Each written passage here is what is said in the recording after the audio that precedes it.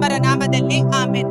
ಪ್ರಭು ಕ್ರಿಸ್ತರಲ್ಲಿ ಆತ್ಮೀಯ ಸಹೋದರ ಸಹೋದರಿಯರೇ, ಈ ದಿನದ ಮುಂಜಾನೆಯ ಜೀವಸ್ವರ 1 ಸಮುವೇಲ 16ನೇ ಅಧ್ಯಾಯ ವಚನ 13.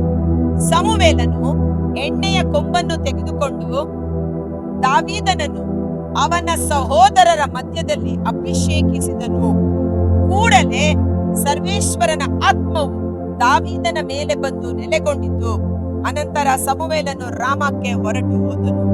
ಇವತ್ತು ಪವಿತ್ರಾತ್ಮರ ಅಭಿಷೇಕವನ್ನ ಪಡೆದುಕೊಂಡ ವ್ಯಕ್ತಿ, ಯಾರು ಪವಿತ್ರಾತ್ಮರ ಅಭಿಷೇಕದಿಂದ ತುಂಬಿಸಲ್ಪಟ್ಟಿರುತ್ತಾರೋ ಅವರ ಮೂಲಕ ದೇವರು ಮಾಡುವ ಅಸಾಧಾರಣ ಕಾರ್ಯಗಳಲ್ಲಿ ಒಂದು ದುಷ್ಟ ದುರಾತ್ಮಗಳ ಬಿಡುಗಡೆಯ ಅಭಿಷೇಕ. ಇಲ್ಲಿ ದಾವೀದ, ಸಮುವೇಲ ಪ್ರವಾದಿ ಬಂದು ದಾವೀದನ ತಲೆಯ ಮೇಲೆ ಅಭಿಷೇಕದ ತೈಲವನ್ನು ಹಾಕಿ ಅಭಿಷೇಕ ಮಾಡುವ ದಿನದವರೆಗೂ ಅವನು ಸಾಮಾನ್ಯ ಕುರಿ ಮೇಯಿಸುವ ಕುರುಬನಾಗಿದ್ದ, ಅಣ್ಣಂದಿರಿಂದ ತಿರಸ್ಕರಿಸಲ್ಪಟ್ಟ ವ್ಯಕ್ತಿಯಾಗಿದ್ದ. ಕಾರಣ 7 ಜನ ಅಣ್ಣಂದಿರನ್ನ ತಂದೆ ಹೆಸರೆಂದು ಎಲ್ಲರನ್ನು ಲೈನಾಗಿ ನಿಲ್ಲಿಸ್ತಾನೆ. ಆದ್ರೆ ದಾವೀದನನ್ನ ಗಣನೆಗೆ ತೆಗೆದುಕೊಂಡಿರೋದಿರಲ್ಲ, ಅವನನ್ನ ಕರೆದೇ ಇರೋದಿಲ್ಲ. ಆದ್ರೆ ಸಮುವೇಲನು ಮತ್ತೆ ಕೇಳುವಾಗ ಅವನನ್ನು ಬರ ಮಾಡ್ತಾನೆ. ಸೊ ಯಾವ ಸಮಯದಲ್ಲಿ ದೇವರಿಂದ ಆಯ್ಕೆ ಮಾಡಲ್ಪಟ್ಟ ವ್ಯಕ್ತಿಯ ಮೇಲೆ ಪ್ರವಾದಿ ತೈಲವನ್ನ ಹಾಕಿ ಅಭಿಷೇಕವನ್ನ ನೀಡುತ್ತಾರೋ ಆ ಕೂಡಲೇ ಪರಿಶುದ್ಧಾತ್ಮರ ಶಕ್ತಿ ಆ ಮನುಷ್ಯನಲ್ಲಿ ಬಂದು ವಾಸ ಮಾಡಲು ಪ್ರಾರಂಭ ಮಾಡುತ್ತದೆ. ಇದು ನಮ್ಮೆಲ್ಲರ ವಿಶ್ವಾಸವಾಗಿರಬೇಕು. ಸ್ನಾನ ದೀಕ್ಷೆ ಸಂಸ್ಕಾರದ ಮೂಲಕ ಪವಿತ್ರಾತ್ಮರ ಅಭಿಷೇಕವನ್ನು ನಾವು ಪಡೆದುಕೊಂಡಿದ್ದೇವೆ. ನನ್ನೊಳಗೆ ಪರಿಶುದ್ಧಾತ್ಮರು ಇದ್ದಾರೆ ಎಂದು ನಾವು ವಿಶ್ವಾಸಿಸಬೇಕು. ಆ ನಂಬಿಕೆ ಈ ಲೋಕವನ್ನ ಜಯಿಸುವಂತದ್ದಾಗಿದೆ. ಆ ನಂಬಿಕೆ ಈ ಲೋಕದ ಶಕ್ತಿಗಳನ್ನ ಜಯಿಸುವಂತದ್ದಾಗಿದೆ. ನಂಬುವವನು ವಿಶ್ವಾಸದಿಂದಲೇ ಜೀವೋದ್ಧಾರವನ್ನು ಹೊಂದಿಕೊಳ್ಳುತ್ತಾನೆ. ಸೊ ಇಲ್ಲಿ ದಾವೀದನ ಮೇಲೆ ಕೂಡಲೇ ಆತ್ಮರು ಇಳಿದು ಬಂದ ಕೂಡಲೇ ಅವನ ಜೀವನ ದೇವರ ಚಿತ್ತಕ್ಕನುಗುಣವಾಗಿ ಪವಿತ್ರಾತ್ಮರು ಮುನ್ನಡೆಸಲು ಕರೆದುಕೊಂಡು ಹೋದರು. ನನಗೆ ಇಲ್ಲಿ ಏನು ಒಂದು ಅದ್ಭುತ ಅಂದ್ರೆ, ಅಭಿಷೇಕಿಸಲ್ಪಟ್ಟ ವ್ಯಕ್ತಿಯ ಪರವಾಗಿ ದೇವರೇ ಕಾರ್ಯ ಮಾಡಲು ಪ್ರಾರಂಭ ಮಾಡ್ತಾರೆ. ನಾವೇನು ಮಾಡೋದು ಬೇಡ, ದೇವರೇ ಕಾರ್ಯ ಮಾಡಲು ಪ್ರಾರಂಭ ಮಾಡ್ತಾರೆ. ನಿನಗಿಂತ ಮುಂಚಿತವಾಗಿ ಹೋಗಿ ನಿನ್ನನ್ನು ಯಾವ ಸ್ಥಾನಕ್ಕೆ ಎಲ್ಲಿ ಕರೆದುಕೊಂಡು ಹೋಗಬೇಕು, ಎಲ್ಲಿ ಉಪಯೋಗ ಮಾಡಬೇಕು, ನಿನ್ನಿಂದ ಆಗಬೇಕಾದ ಕಾರ್ಯಗಳನ್ನ ದೇವರೇ ಮಾಡಿಸುತ್ತಾರೆ. ಎಷ್ಟು ಅದ್ಭುತಕರ ಅಂದರೆ, ಸಮುವೇಲ ಪ್ರವಾದಿ ದಾವೀದನ ಮೇಲೆ ಎಣ್ಣೆ ಹಾಕಿ ಅಭಿಷೇಕ ಮಾಡಿದ ಕೂಡಲೇ ಪವಿತ್ರಾತ್ಮರು ದಾವೀದನನ್ನು ನೆಲೆಸಿದರು. ಪ್ರವಾದಿ ಸಮುವೇಲದ ರಾಮಕ್ಕೆ ಹೊರಟು ಹೋದ.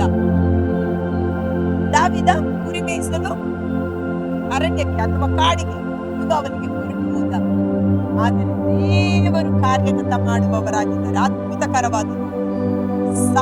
ಸಮುವೇಲನು ದಾವೀದನ ಮೇಲೆ ಅಭಿಷೇಕವ ಮಾಡಿದ್ದು ಅಂದ್ರೆ ಯಾತಕ್ಕಾಗಿ? ಇಸ್ರಾಯೇಲರ ಮೇಲೆ ರಾಜನಾಗಿ ಆಳ್ವಿಕೆ ಮಾಡುವಂತ ಅಭಿಷೇಕ. ರಾಜನಾಗಬೇಕಾದ ವ್ಯಕ್ತಿ ಇವತ್ತು ಕುರಿಗಳೊಟ್ಟಿಗೆ ಇದ್ದಾನೆ. ಅವನಿಗೆ ಗೊತ್ತಿಲ್ಲ ರಾಜ ಎಲ್ಲಿದ್ದಾನೆ, ಅರಮನೆ ಎಲ್ಲಿದೆ, ಅಲ್ಲಿಗೆ ಹೋಗೋದಿಕ್ಕೆ ಚಾನ್ಸೇ ಇಲ್ಲ. ಬಟ್ ದೇವರು ಕಾರ್ಯ ಮಾಡುವ ಅದ್ಭುತಕರವಾದ ಅನುಭವ. ತದನಂತರ ನಾವು ನೋಡ್ತೇವೆ, ಅರಸ ಸೌಲನಲ್ಲಿ ದೇವರಾತ್ಮ ಬಿಟ್ಟು ಹೋಗಿ ದುರಾತ್ಮ ಬಂದ ಕಾರಣ, ಆ ದುರಾತ್ಮ ಬಂದು ಅವನನ್ನ ಪೀಡಿಸುವಾಗಲೆಲ್ಲ ಅವನು ಚೀರಾಡಿ ಕೂಗಾಡಿ ವೇದನೆ ಪಡ್ತಾ ಇದ್ದ. ಅವಾಗ ಸೇವಕರಲ್ಲಿ ಒಬ್ಬರು ಹೇಳುತ್ತಾರೆ, ನಮ್ಮ ಊರಿನಲ್ಲಿ ಒಬ್ಬ ಹುಡುಗ ಇದ್ದಾನೆ, ಆತ ಕಿನ್ನರಿ ಬಾರಿಸ್ತಾನೆ. ಆತ ಕಿನ್ನರಿ ಬಾರಿಸಿದ್ರೆ ಸಾಕು, ಆತ್ಮಗಳು ಓಡಿ ಇದುವರೆಗೂ ಕುರುಬ ದಾವೀದ ಕಿನ್ನರಿ ಬಾರಿಸಿದ್ದೆಲ್ಲ ಓಡಿರೋದಿಲ್ಲ. ಅವು ಕುರಿಗಳೊಟ್ಟಿಗೆ ಹಾಡ್ಕೊಂಡು ಮಾಡ್ಕೊಂಡು ಕಿನ್ನರಿ ಬಾರಿಸ್ಕೊಂಡು ದೇವರು ಹೇಗೆ ಕಾರ್ಯ ಮಾಡ್ತಾರೆ ನನಗೆ ಬಹಳ ಇಷ್ಟವೋ. ಅಭಿಷಕ್ತನ ಪರವಾಗಿ ದೇವರೇ ಕಾರ್ಯ ಮಾಡುತ್ತಾರೆ. ನಮ್ಮ ಪರವಾಗಿ ದೇವರು ಕಾರ್ಯಗತ ಮಾಡುವವರಾಗಿದ್ದಾರೆ. ನಮ್ಮ ದೇವರು ತೂಕಡಿಸುವವರಲ್ಲ, ನಿಂದಿಸುವವರಲ್ಲ, ಸುಮ್ಮನೆ ಕೂಗುವವರಲ್ಲ. ಸೊ ಆ ಸೇವಕ ಹೇಳುವಾಗ ಸೌಲ ರಾಜ ಹೇಳ್ತಾನೆ, ಯಾರದು ವ್ಯಕ್ತಿ, ಕರೆದುಕೊಂಡು ಬನ್ನಿ ಅಂತ. ಸೊ ಸೇವಕ ಹೋಗಿ ದಾವೀದನನ್ನ ಕರೆದುಕೊಂಡು ಬರ್ತಾರೆ. ದಾವೀದ ಕಿನ್ನರಿ ಬಾರಿಸಿದಾಗ ಸೌಲನಿಂದ ದುರಾತ್ಮ ಬಿಡುಗಡೆಯಾಗಿ ಉಪಶಮನ ದೊರಕಿತು. ಕೊನೆಗೆ ಅವನು ಎಂತ ಮಾತನ್ನ ಹೇಳ್ತಾನೆ, ಅದೇ ಅಧ್ಯಾಯ, ಜಸ್ಟ್ ಅದೇ ಚಾಪ್ಟರ್ 1 ಸಮುವೇಲ 16ನೇ ಅಧ್ಯಾಯ ವಚನ 22ರಲ್ಲಿ, ತರುವಾಯ ಸೌಲನು ದಾವೀದನ ತಂದೆ ಜೆಸ್ಸೆಯನ ಬಳಿಗೆ ದೂತರನ್ನು ಕಳುಹಿಸಿ, ನಾನು ದಾವೀದನನ್ನು ಮೆಚ್ಚಿದ್ದೇನೆ, ಅರಸ ಅರಸನ ಮೆಚ್ಚುಗೆಗೆ ಪಾತ್ರನಾಗುವಂತೆ ಮಾಡಿದ್ದು ದೇವರು. ಕುರಿಗಳ ಹಿಂದೆ ಇದ್ದಂತ ಹುಲ್ಲುಗಾವಲಿನಲ್ಲಿ ಕುರಿ ಮೇಯಿಸುತ್ತಿದ್ದ ಕುರುಬನಾದ ದಾವೀದನನ್ನು ಅರಮನೆಯೊಳಗೆ ರಾಜನ ಸನ್ನಿಧಾನದಲ್ಲಿ ಬಂದು ನಿಂತುಕೊಳ್ಳುವಂತೆ ಮಾಡಿದ್ದು ದೇವರೇ ಆಗಿದ್ದು. ಓ, ದೇವರು ಅದ್ಭುತ ಸ್ವರೂಪ. ನಮ್ಮ ಯೋಚನೆಗೆ, ನಮ್ಮ ಗ್ರಹಿಕೆಗೆ ಮೀರಿದ ರೀತಿಯಲ್ಲಿ ಅದ್ಭುತ ಕಾರ್ಯಗಳನ್ನು ನಡೆಸಲು ಶಕ್ತರಾಗಿದ್ದಾರೆ.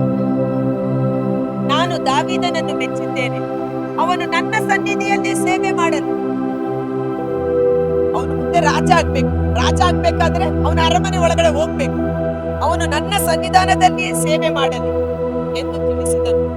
ದೇವರಿಂದ ಕಳುಹಿಸಲಾಗಿದ್ದ ದುರಾತ್ಮ ಸೌಲನ ಮೇಲೆ ಬಂದಾಗ ದಾವೀದನು ಕಿನ್ನರಿಯನ್ನು ಬಾರಿಸುತ್ತಿದ್ದನು. ಆಗ ಆ ದುರಾತ್ಮ ಸೌಲನನ್ನು ಬಿಟ್ಟು ಹೋಗುತ್ತಿದ್ದು ಅವನು ಉಪಶಮನ ಹೊಂದಿ ಚೆನ್ನಾಗಿರುತ್ತಿದ್ದನು.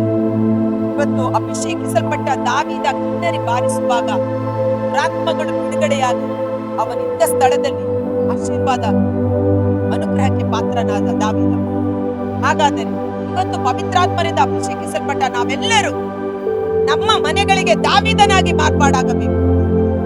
ಇವತ್ತು ನೀನು ಹೆಂಡತಿಯಾಗಿರ್ಬೋದು, ಗಂಡನಾಗಿರಬಹುದು, ನಿನ್ನ ಸ್ತುತಿ, ನಿನ್ನ ಪ್ರಾರ್ಥನೆ, ನಿನ್ನ ಅಭಿಷೇಕದ ಶಕ್ತಿಯಿಂದ ನಿನ್ನ ಗಂಡನಲ್ಲಿ ಕಾಡುತ್ತಿರುವ ದುಷ್ಟ ದುರಾತ್ಮಗಳು, ಮಕ್ಕಳಲ್ಲಿ ಕಾಡುತ್ತಿರುವ ಎಲ್ಲ ಬಲಹೀನತೆಯ ದುರಾತ್ಮಗಳು, ನಿನ್ನ ಕುಟುಂಬವನ್ನು ಆಳ್ವಿಕೆ ಮಾಡುತ್ತಿರುವ ದುರಾತ್ಮಗಳನ್ನು ಓಡಿಸುವ ದಾವೀದನಾಗಿ ನಾವು ಮಾರ್ಪಾಡಾಗಬೇಕು. ನಿಮ್ಮಲ್ಲಿದೆ, ಆ ಅಭಿಷೇಕ ಇದೆ, ಆ ಶಕ್ತಿ ಇದೆ. ಅದನ್ನ ನಂಬಿ ನಾವು ಉಪಯೋಗ ಮಾಡಬೇಕಷ್ಟೇ. ನನಗೆ ಬಹಳ ಸಂತೋಷ ಆಯ್ತು ವಾಕ್ಯ ಓದುವಾಗ. ಅರೆ, ಇವತ್ತು ದಾವೀದ ಸ್ತುತಿಗೆ ಮಹತ್ವ ಕೊಟ್ಟಂತ ವ್ಯಕ್ತಿ. ನಾವು ನಮ್ಮ ಮನೆಗಳಲ್ಲಿ ಸ್ತುತಿ ಮಾಡುವಾಗ, ಪ್ರಾರ್ಥಿಸುವಾಗ ಅಂಧಕಾರ ಶಕ್ತಿಗಳು, ದುರಾತ್ಮಗಳು ಬಿಡುಗಡೆಯಾಗುವ ಅಭಿಷೇಕ ನನ್ನ ಮೇಲಿದೆ, ಇಗೋ ದೇವರಾತ್ಮ ನನ್ನ ಮೇಲಿದೆ ಎಂದು ಯೇಸು ಅರಿಕೆ ಮಾಡಿದರು. ಅವರು ಏನನ್ನ ನಂಬಿದರು, ಪವಿತ್ರಾತ್ಮರು ಅವರ ಮೇಲೆ ಬಂದಾಗ ಏನೆಲ್ಲ ಕಾರ್ಯ ನನ್ನಲ್ಲಿ ಆಗುತ್ತದೆ ಎಂದು ನಂಬಿದ್ದರೋ ಅದನ್ನು ಅರಿಕೆ ಮಾಡಿ ವಿಶ್ವಾಸವನ್ನು ಪ್ರಕಟ ಮಾಡಿ.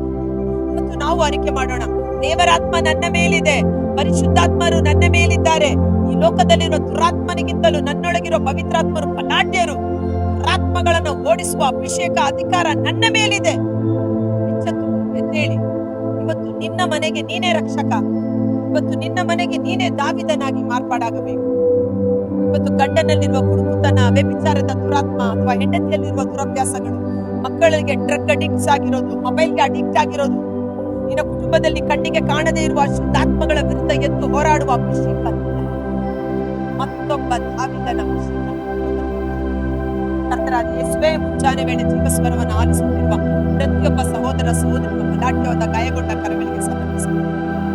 ದೇವರಾತ್ಮ ನನ್ನ ಮೇಲಿದೆ, ಬಂಧಿತರಿಗೆ ಬಿಡುಗಡೆಯನ್ನ, ದುರಾತ್ಮ ಪೀಡಿತರನ್ನು ಸ್ವಸ್ಥ ಮಾಡುವುದಕ್ಕಾಗಿ, ರೋಗಿಗಳನ್ನು ಗುಣಪಡಿಸುವುದಕ್ಕಾಗಿ ದೇವರು ನನ್ನನ್ನು ಅಭಿಷೇಕಿಸಿದ್ದಾರೆ ಎಂದು ಪ್ರಭು ಯೇಸು ನುಡಿದ ಆ ವಚನಗಳನ್ನ ವಿಶ್ವಾಸಿಸಿ ನಾವು ಅರಿಕೆ ಮಾಡುತ್ತೇವೆ. ದಾವೀದನ ಮೇಲೆ ಸಮುವೇಲ ಪ್ರವಾದಿ ಅಭಿಷೇಕ ಮಾಡಿದಾಗ ದೇವರಾತ್ಮ ಆತನನ್ನು ಹಿಡಿದು ಬಂದು ದುರಾತ್ಮಗಳನ್ನು ಓಡಿಸುವ ಕಾರ್ಯ ಅವನಲ್ಲಿ ಪ್ರವರ್ತಿಸಿದಂತೆ ನಮ್ಮ ಕುಟುಂಬಗಳಲ್ಲಿರುವ ಎಲ್ಲ ದುಷ್ಟ ದುರಾತ್ಮಗಳು ನಜರೇತಿನ ಯೇಸು ಕ್ರಿಸ್ತನ ನಾಮದಲ್ಲಿ ನಿಷ್ಕ್ರಿಯವಾಗುತ್ತವೆ. ಎದ್ದೇಳು, ದೇವರ ಬೆಳಕು ನಿನ್ನ ಮೇಲೆ ಬಂದಿದೆ. ಜೆರುಸಲೇಮೇ ಪ್ರಕಾಶಿಸು, ದೇವರ ಶಕ್ತಿ, ದೇವರ ಅಭಿಷೇಕ ನಿನ್ನ ಮೇಲಿದೆ. ಇವತ್ತು ನಮ್ಮ ಕುಟುಂಬಗಳಿಗೆ ಮತ್ತೊಬ್ಬ ದಾವೀದನ ಅಭಿಷೇಕ ನಮ್ಮೊಬ್ಬರ ಮೇಲೆ ಲಭಿಸಲಿ. ಸ್ತುತಿ, ಸ್ತೋತ್ರ, ಪ್ರಾರ್ಥನೆ, ದೇವರ ವಾಕ್ಯ, ಉಪವಾಸದ ಶಕ್ತಿ, ಎಲ್ಲಕ್ಕಿಂತ ಮಿಗಿಲಾಗಿ ದೇವರ ವಾಕ್ಯದಲ್ಲಿ ವಿಶ್ವಾಸವಿದೆ. ಆ ವಾಕ್ಯವನ್ನ ಅರಿಕೆ ಮಾಡಿ ಎಲ್ಲ ಪೈಶಾಚಿಕ ಶಕ್ತಿಗಳು ಯೇಸು ನಾಮದಲ್ಲಿ ನಿಷ್ಕ್ರಿಯವಾಗಲಿ. ದೇವರಾತ್ಮ ಒಬ್ಬೊಬ್ಬ ವ್ಯಕ್ತಿಗಳಲ್ಲಿ, ಒಂದೊಂದು ಕುಟುಂಬಗಳಲ್ಲಿ ಕಾರ್ಯ ಮಾಡಲಿ. ಸಮುವೇಲನ ಪ್ರವಾದಿಯ ರೀತಿಯಲ್ಲಿ ಇಗೋ ಯೇಸುವಿನ ನಾಮದಲ್ಲಿ ನಾನು ಈ ಜೀವಸ್ವರವನ್ನು ಆಲಿಸುತ್ತಿರುವ ಪ್ರತಿಯೊಬ್ಬರ ಮೇಲೆ ಪವಿತ್ರಾತ್ಮರ ಅಭಿಷೇಕ ಇಳಿದು ಬರುವಂತೆ ದೇವರ ಪ್ರವಾದಿಯಾಗಿ ಅವರನ್ನು ಅಭಿಷೇಕಿಸುತ್ತಿದ್ದೇನೆ. ದೇವರಾತ್ಮ ಅವರ ಮೇಲೆ ಇಳಿದು ಬರಲಿ. ಅವರನ್ನು ಕಾಡುತ್ತಿರುವ ದುರಾತ್ಮಗಳು ಯೇಸು ನಾಮದಲ್ಲಿ ಬಿಡುಗಡೆಯಾಗಲಿ. ಸಮೂಹ ಯೇಸುವಿಗೆ ಸ್ವಂತವಾಗುವಂತೆ ಯೇಸುವಿನ ಅದ್ಭುತಕರವಾದ ನಾಮದಲ್ಲಿ ಪ್ರಾರ್ಥಿಸಿ ಬೇಡಿಕೊಳ್ಳುತ್ತೇವೆ. ಆಮೆನ್.